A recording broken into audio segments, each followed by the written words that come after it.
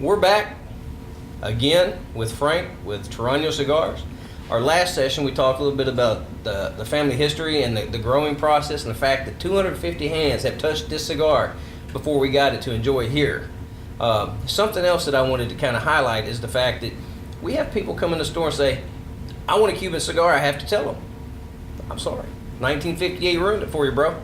You can't get a Cuban cigar in the States. It's illegal. It really ruined it. They say, well, I saw in a magazine it said Cuban seed.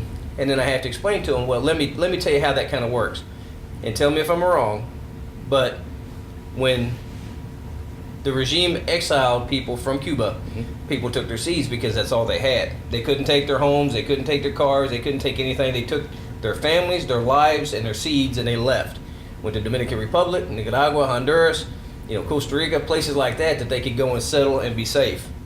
So they took the seeds from Cuba to their next country with them, and they grew their tobacco. That's where the Cuban seed terminology comes from, right? Couldn't have said it better myself. All right. Absolutely. What's your take on it? First and foremost, I mean, just thinking about, when all that happened in the late 50s, and people literally left with their families and what they had on their backs, and with the one thing that they wanted to bring with them was their seeds, because it was so ingrained with what they did and what their families did, and then they migrated and established themselves in other countries. But that's something that we use a lot of in our cigars, the Cuban seed. One of the most actually in our lines that we offer that to me tastes like a traditional old school Cuban cigar is the 1916 Cameroon, and that's actually used with some Cuban seed.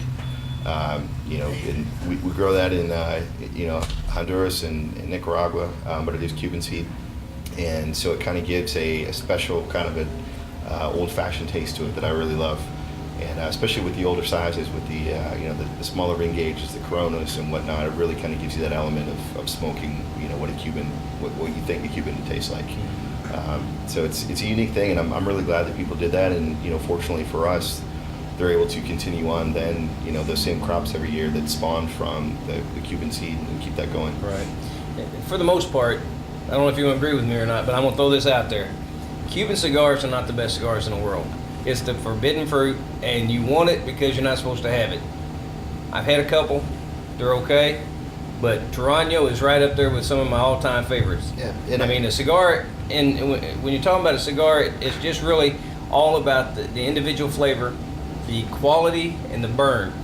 A lot of cigar companies roll them so fast and move them out so fast, they don't have the quality control. It's almost like machine made almost. Yep. They're tight draws, they burn crooked, you'll see them canoeing, and I've smoked this cigar during our session here, all 4 or 5 sessions we've done, and it's burning perfectly. It's got great ash, it's had a great draw, it's got a great burn. I mean, I have no complaints at all. The taste is just impeccable. And I think too with that, and I agree with you as far as Cuban cigars go. I think for quite a while they were making some of the best cigars, and but it's also cyclical. You think about a very natural product. You're gonna have droughts. You're gonna have moisture.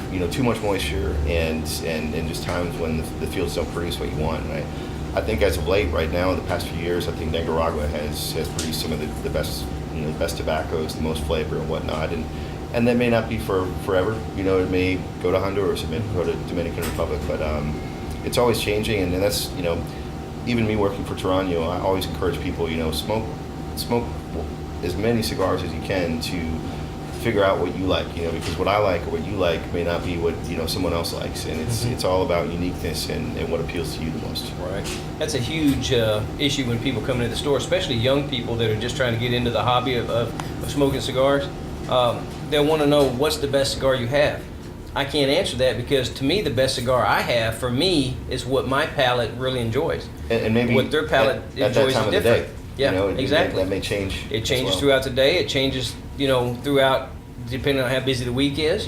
Some days when I've had a really bad, stressful day, I want a good, solid, strong cigar to kind of relax at the end of the day with a glass of wine, maybe even a cup of snappy big man coffee. You never know. Get some bourbon.